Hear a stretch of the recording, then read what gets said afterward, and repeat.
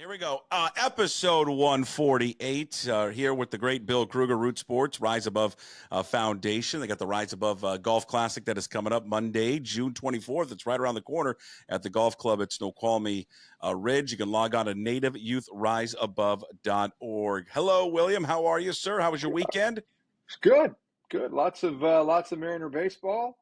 It was exciting baseball. Whether it's exactly the way you wanted the outcome to be, but they've been playing good overall, and I think they're probably happy to get back home and play in their park, though.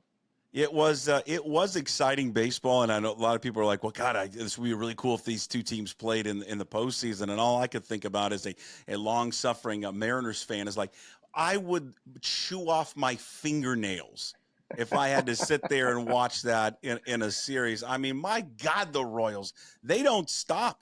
They just keep coming after you nonstop. There is not an easy at bat with that team. Yeah, they have a real mandate about the way they're going to approach the game, and they're not going to strike out, and they're going to put pressure on you with balls in play, and they're going to run. They ran on our outfield, they ran on our catchers, they ran on everybody, and home run isn't their main force. They hit a couple home runs, but it wasn't what really drives their team offensively. And I think I think it's refreshing because I think baseball can be won this way. So for me, I really can admire what they're doing. How's that? That's good. Yeah, I mean, well, yeah, I think it was Mitch Garver. I think it was Mitch Garver, Bill, that said it over the weekend that they have been playing the Royals way for the past decade. When you hear that, the Royal way or the Royals way, what does that mean to you? I just think they have an approach where they're going to stay short to the ball with two strikes. They're going to fight. They're going to put the ball in play. They're not interested solely in slugging, and they've got good team speed. And if a bunt is something that makes sense, they're going to bunt. So I think all those things together, they have a nice balanced lineup. They have guys that are willing to put the ball in play and forego what slugging brings to their overall numbers, I guess. Yeah. I guess. I mean, they have two guys that stir the drink, Bobby Witt and Salvador Perez. Both those guys are bona fide all-stars, both hitting over 300, both can hit the ball in the ballpark, but also hit for an IR average. And they have a nice mixture. What does it remind me of? It reminds me of the team in the early 2000s, the San Francisco Giants. They had Posey and Pence and a bunch of guys that could put it in play, and they pitched and they hit in a big park. Not quite the same, but similar. Now, can the Royals put together enough bullpen to really compete? That's going to be their mission. And if there's a place to go to get help, that's the place to go. I mean, that's the place where there's probably more availability. Not that we're really wholly concerned about the Royals, but they were an interesting challenge. The Mariners were stiffened and won that third game. That was big. So they come away on a high note.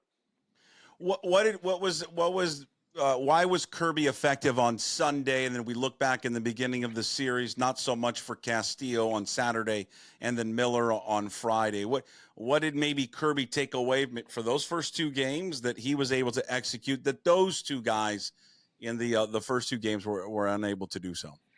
What I've said about George Kirby is that he's a strike thrower, but he can also win games pitching in the strike zone, which is the old way. You didn't have that big strike zone to throw into. And Miller and Castillo, when they couldn't win at two strikes, they struggled because they're used to being able to, their outs come from strikeouts. And George can strike people out, but George doesn't have to.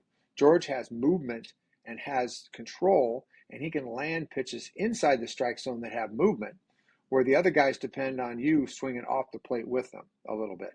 Castillo and to some degree Miller.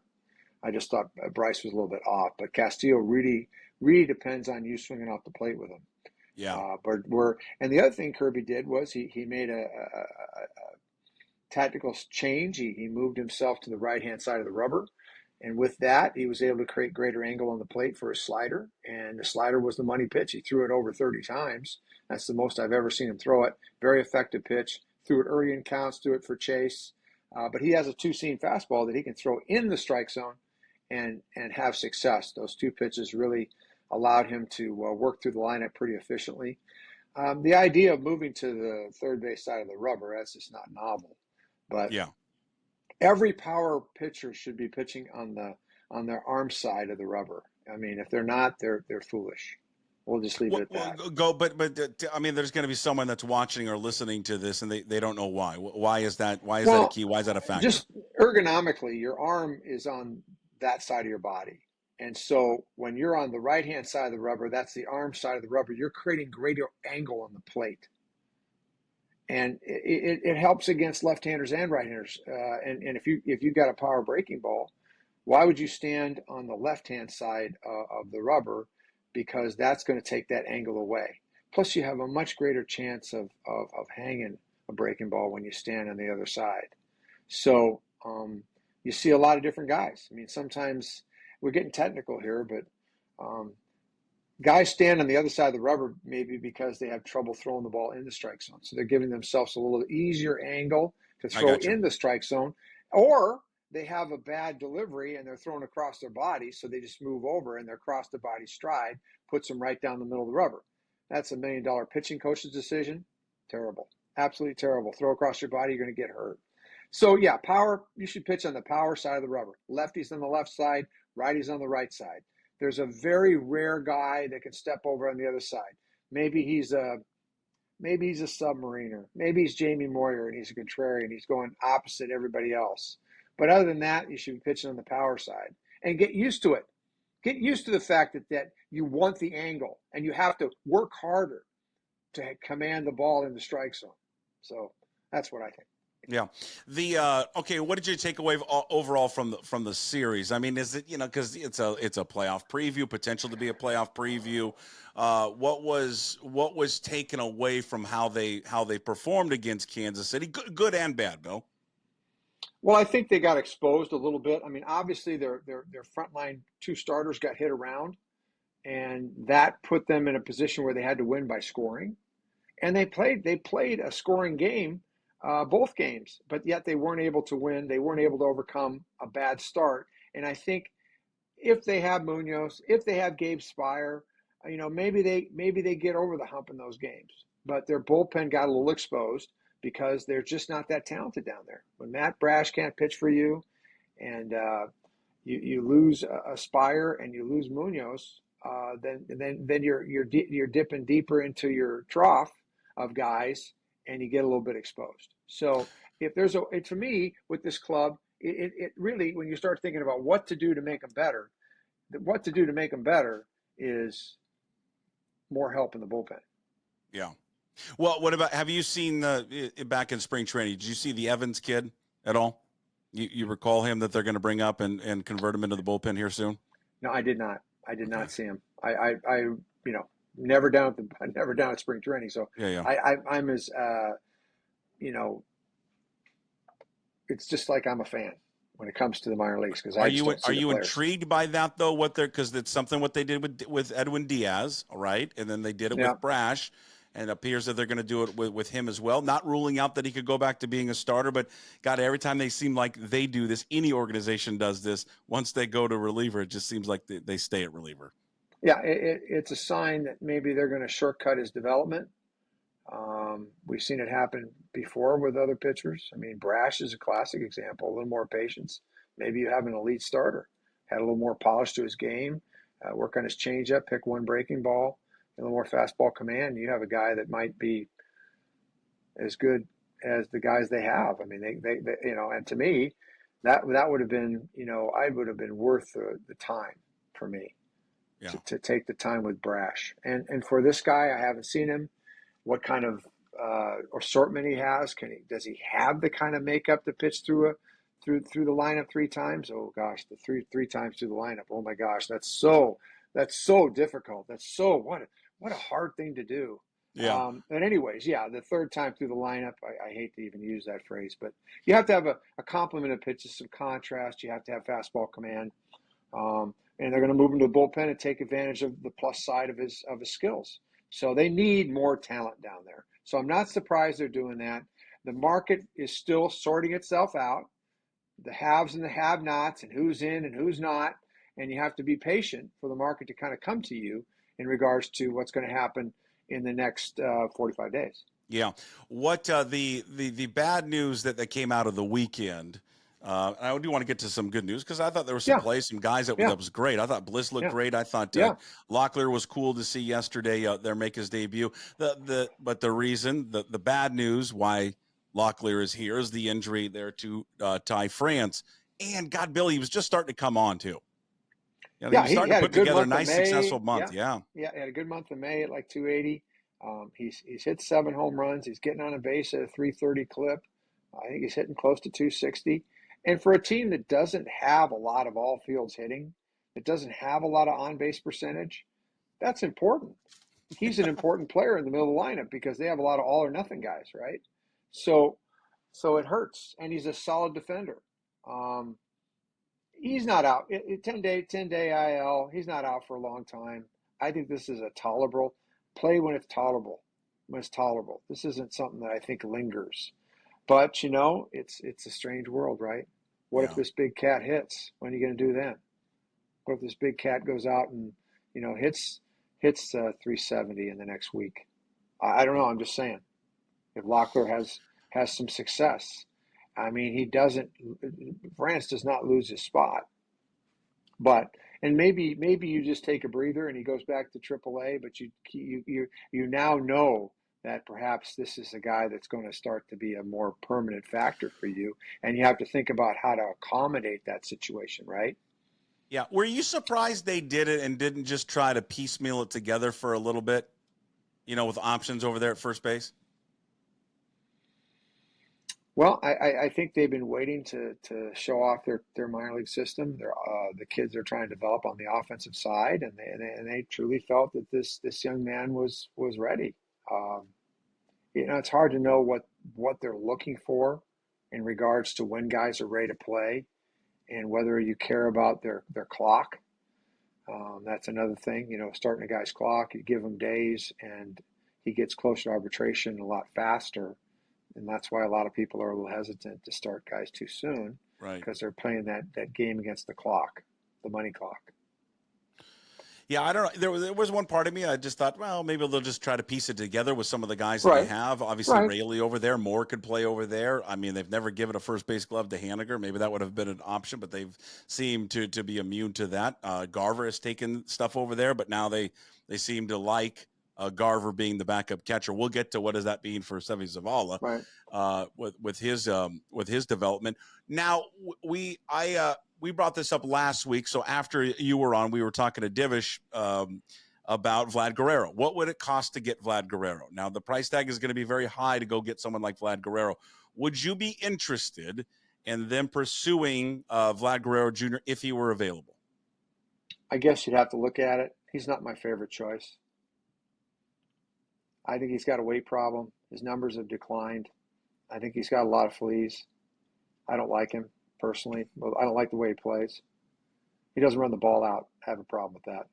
So he doesn't hustle. And You don't like the hustle factor. Yeah, from I don't Guerrero. like. He just, yeah. To me, he's got some fleas. He's a dog with a Okay. little bit of fleas. Yeah, I don't, and I don't mean that he doesn't have talent. He's got talent, And what's the price tag for somebody like that? And Well, I mean, Divish thinks he's not my flavor.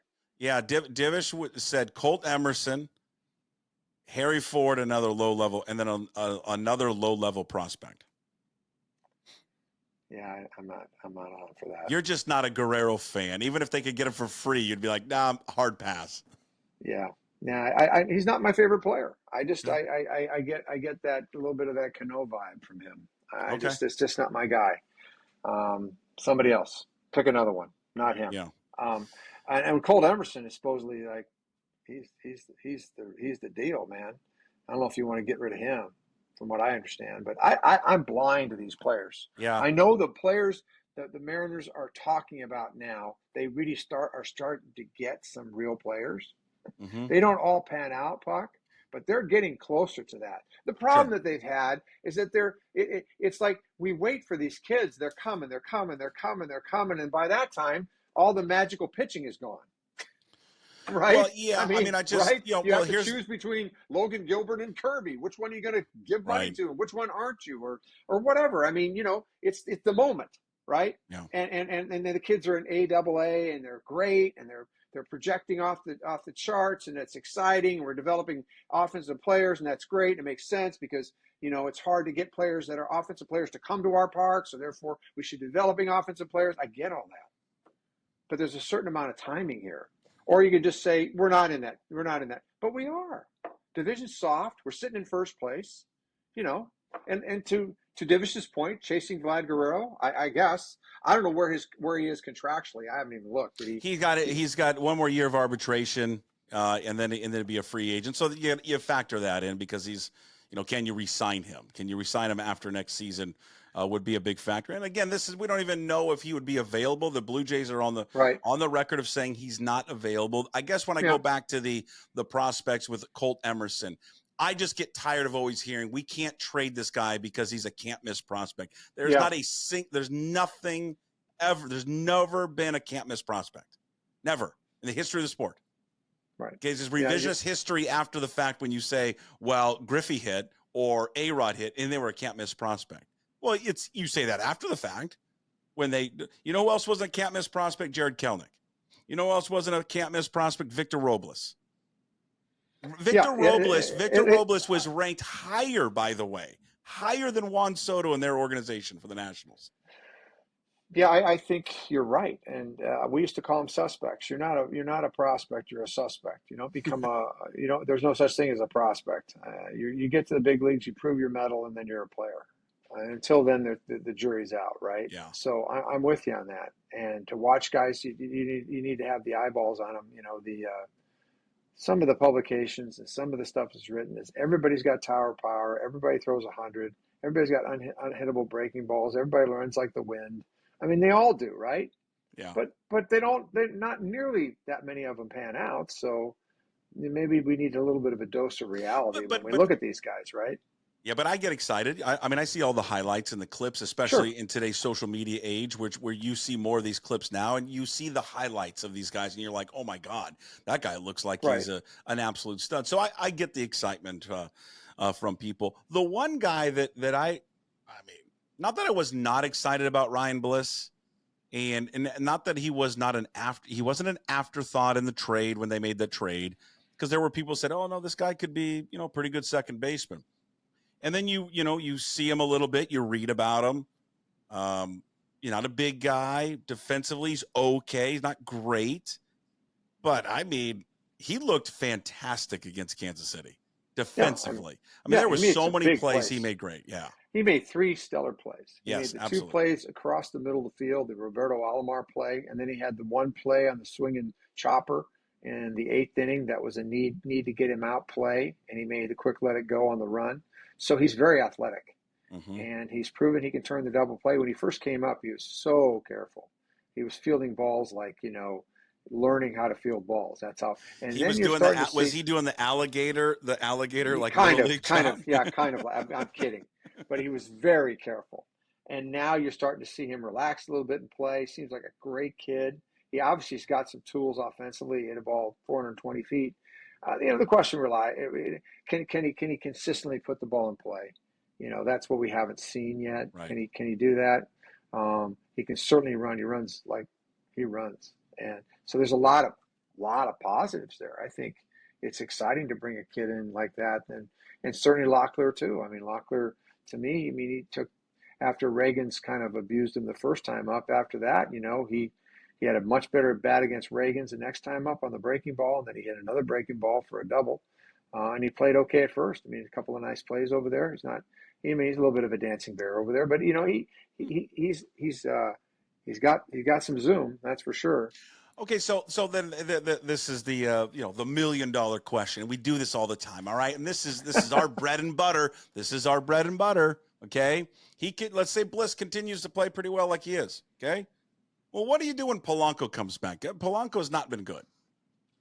And I know you're going to tell me he gets his job back right away, but should he? He does. But Bliss has to play. Bliss can't be Dylan Moore. Bliss can't be Haggerty. Bliss can't be Rojas. He's got to play. He's got to play every day. That's the call. So Polanco, who evidently the club owes him money next year, so he's in the same boat with Haniger and Garver. You're kind of trapped there, Yeah. and the Mariners, they're not very comfortable with that whole eating money kind of deal. So, I mean, Polanco has to come back. He has to have an opportunity to regain his position on the field. Like, he didn't lose it. He shouldn't have lost it. He's too good a player, but he needs to start getting some success. We need to see some better at bats. And he hasn't been exactly exemplary in the field either.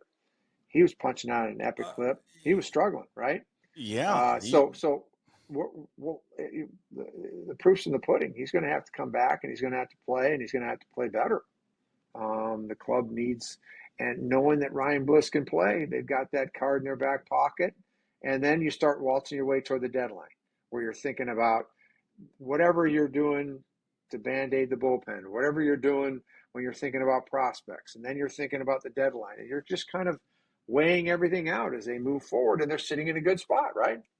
5 games up, and they're Texas hasn't really rallied back yet, so I mean, there's a lot of positives, right? And then you get the White Sox coming to town. You get fat and happy on the old White Sox and just beat the crap out of those guys. What'd you make of Mitch? What do you make of Mitch Garver? Mitch Garver catching you. What do you make of them using him? And obviously, what does that mean for Zavala? Well, right now they're not believing in Zavala, right? They're just not. I mean, he's not catching. I mean, they won't even pinch run for Cal Raleigh to put Zavala in the game. So we saw that the other night. So Garver, can he catch as much as they need him on those days that Raleigh doesn't catch? That remains to be seen. I worry about his health. I think that's why he doesn't catch, because I think he has health concerns, right? His back bothers him. I certainly like Garver against left-handed pitching, but you didn't get a guy for 2 years and $20 million or whatever they paid him for hitting left-handed pitching. Right? He's not hitting right-handed pitching, but he's starting to hit left-handed pitching, and maybe that'll translate, because that's what they bought him to be. They bought him to be the everyday DH, right? But they need help catching-wise. You need Cal Raleigh to get off the field. I mean, he's got to take a break.